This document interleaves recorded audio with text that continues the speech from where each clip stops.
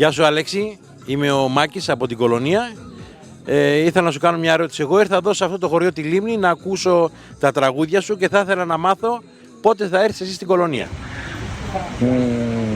Καταρχάς με τιμά το ότι από τη Γερμανία, από την Κολονία βρέθηκε στη Λίμνη και σε ευχαριστώ πολύ που ήρθες. Το σίγουρο είναι ότι τα τελευταία χρόνια παρατηρείται μια έξαρση, μια αρροπή ειδικά της νεολαίας της Γερμανίας στην ποντιακή παράδοση. Είμαι απόλυτα σίγουρος για αυτό που λέω, ότι πλέον στη Γερμανία μπορείς να κάνεις ένα παραδοσιακό μουχαπέτι, παραδοσιακό, με όλους τους κανόνες που πληρούν ένα παραδοσιακό μουχαπέτι, με νέα παιδιά τα οποία είναι μεγαλωμένα εκεί. Οι σύλλογοι έχουν κάνει σπουδαία δουλειά, γι' αυτό και όλοι οι χωροί τα τελευταία χρόνια στη Γερμανία είναι άκρως επιτυχημένοι. Τώρα για συγκεκριμένη ημερομηνία δεν μπορώ να σου πω, μείνε συντονισμένος στα social media και όταν θα προκύψει η συγκεκριμένη ημερομηνία θα τη δεις και θα χαρώ πολύ να έρθεις να διασκεδάσουμε μαζί.